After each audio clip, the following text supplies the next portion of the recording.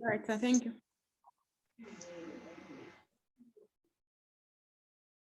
So another one, sketch P of x is equal to x power 3 minus 12x minus 16. So let's see what happens here. The key thing is to look for the factors. So we start P of 1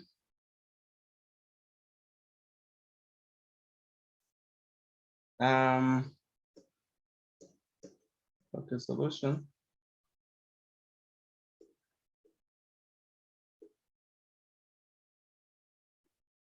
P of 1 will give us 1 minus 12 minus 16, not 0. P of negative 1 will give us negative 1 plus 12 minus 16, not 0. P of 2 will give us h minus 24 minus 10, not 0. Also promising negative 0. P of negative 2 will have negative h plus 24 minus 10, negative 2. Correct is x squared. Negative 4 for x, negative 16 constant. And then drop 1 more negative 2, negative 10, 0. So x, x plus 2. Notice that with this sign, we put a plus here. When that sign is plus, we put negative. X minus 2x minus h. Now the e quadratic, so let's put here. Product is the h, the sum negative 2. So use positive 2 and negative 4. Which will give us x. Hello? If you find that it's x power 4, then you find the quadratic part, you find that x power 3, so you have to restart again. Yeah, I have to do this for x. Yeah. So go all the way. So now then x plus 2, x minus 4, meaning that our P of x has now become x plus 2, x plus 2 again, x minus 4.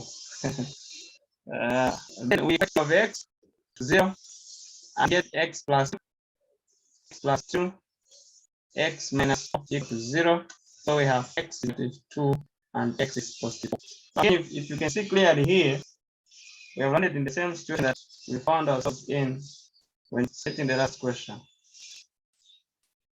So in the previous question, interviews may be needed here. So between negative 2 and 4, the y-intercept P of 0 is negative 16. So the y-intercept is negative 16. So let's see if the graph is going to turn from which side. So let's start with 1.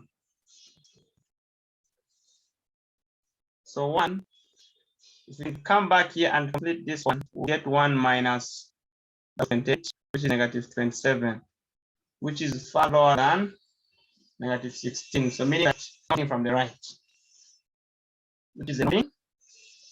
Now to know if negative 4 or positive 4, if any of these 1 is a point. So let's go negative 3 and see what we get.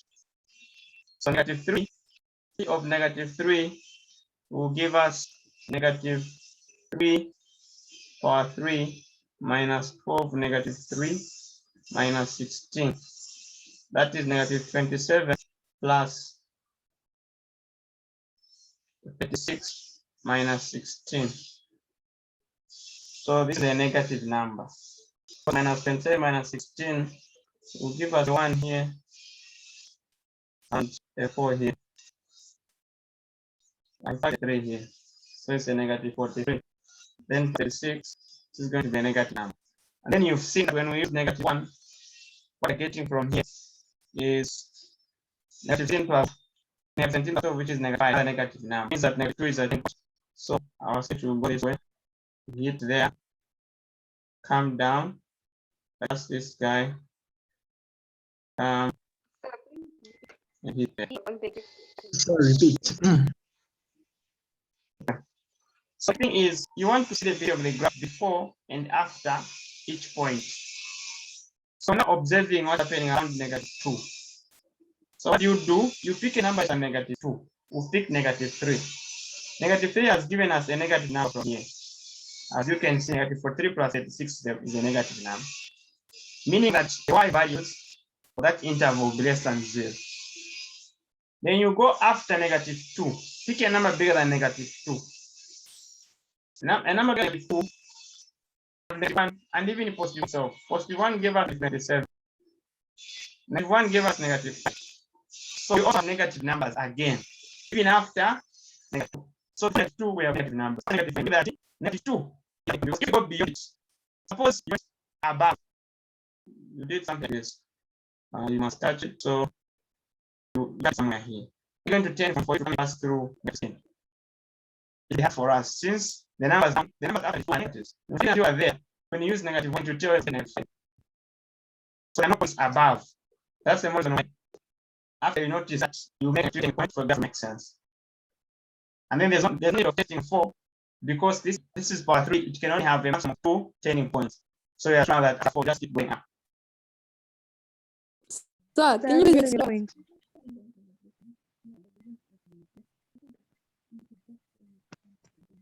Hello? Can you please explain the last point when you're talking about 4? How is it going to curve? It's going to curve up the row. Yes. Because one is somewhere here.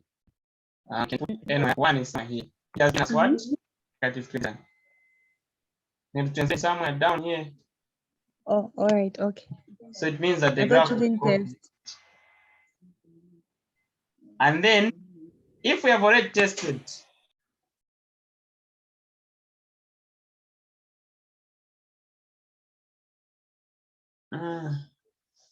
the x is having no, you can't conclude that way. Okay, so we are saying if we have already tested, you've seen that -2 is actually a turning point. By seeing what is before -2 and negative, you go down. When you go to 4, there's no need of testing what happens after, because this is the polynomial of degree 3. We have maximum turning points 2. So you can't start looking for another one. It was degree 4, that's when you hunt for another one. So now you must also have this in that Sir, hello? I didn't get how you did sketching of the graph. Can you just repeat? Okay. Let me just this question here.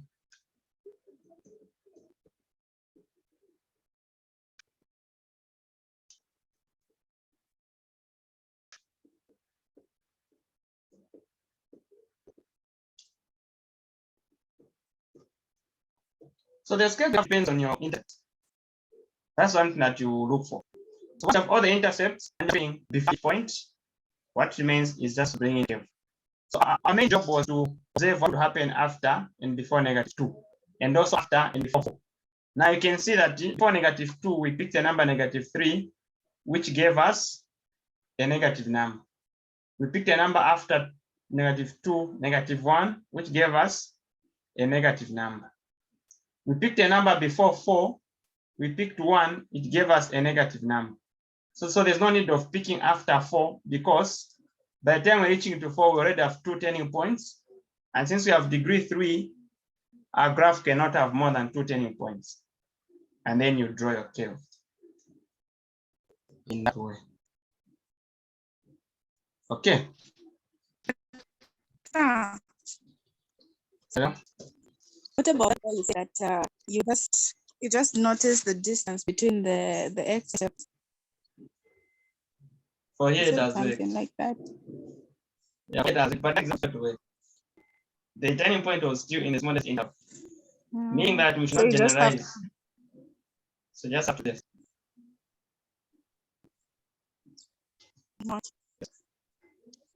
Sir, I didn't get your explanation. My network went. So which part is correct? Why are you doing like not getting the part? So we don't know the turning point. This one here, we only want turning point. Because we've discovered that,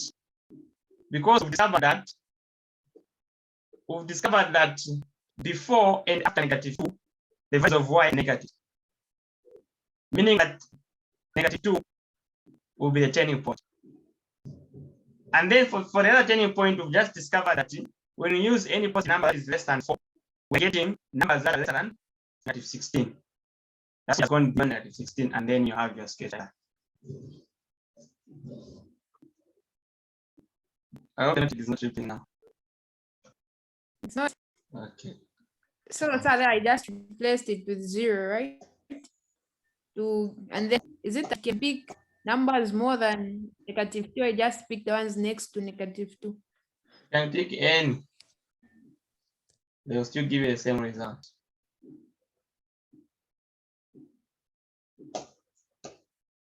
Okay. Give this person a factor.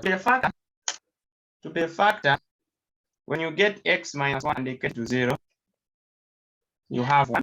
It means that when you take this one in this whole polynomial here, the remainder must be 0, meaning that the result must be equal to 0.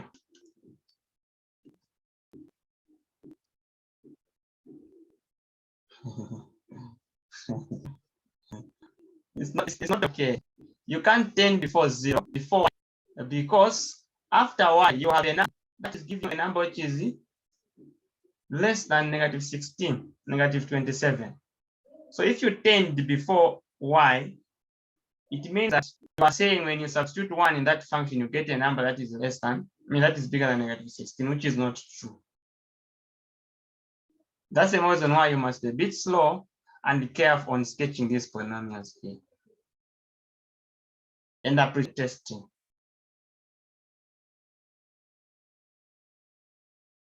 Okay. When you take x is equal to 1, substitute x, you take 1 in the whole function. Must say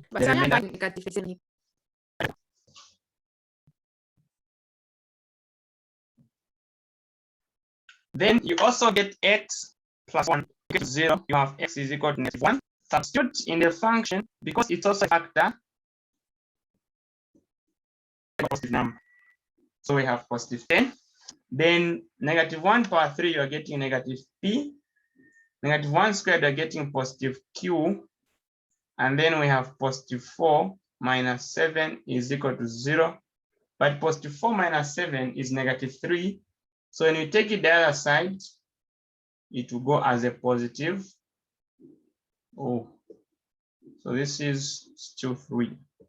This is positive 3. So positive 3 minus 7, you're getting negative 4. When you take the other side, it will go as a positive number. Since positive 3 minus 7 is negative 4, when it jumps the equal sign, it will be a positive number. So now we are dealing with two equations with two unknowns. Simultaneously, if you pick them,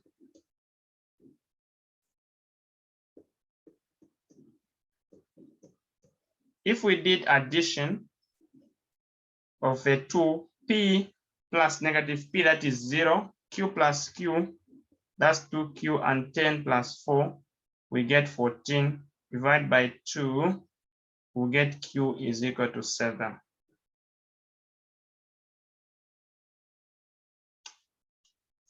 So you get 7 as the value of q, and then you get your q, take it in any of these two equations. Suppose you take it in the top one, p plus q is equal to 10. That is p plus 7 is 10. So you get p is 10 minus 7, which is equal to 3. So we have found the value of p to be 3, the value of q to be 7. And this is how you find the values. Yes, sir. So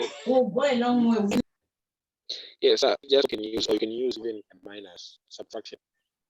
method to solve them simultaneously? No, you can use n. Suppose you use the minus, All right. you could still get 3. Right. So what is the key thing in this question? Since you are told that this part and this one are factors, being a factor when you divide. Hello? So in that case, where the one which came in the test, the one that it was already divided, then it gave us. Can you go about that? The remainder of the question in the test, something like that. Where is the remainder mentioned? It means that the remainder is not 0. Here, when we say that it's a factor, when the remainder is 0, say 2 is a factor of 10. It's because when you say 10 divided by 2, you get 5, the remainder is 0. Whenever you're told that certain thing is a factor of something, you expect that the remainder there is 0. So if the remainder is given, so if we say that we divide it by x, the remainder will be 10. Then when you substitute 1, you must equate it to 10 and not to 0. Because what you're getting to is the remainder. Okay. And then what remains is solving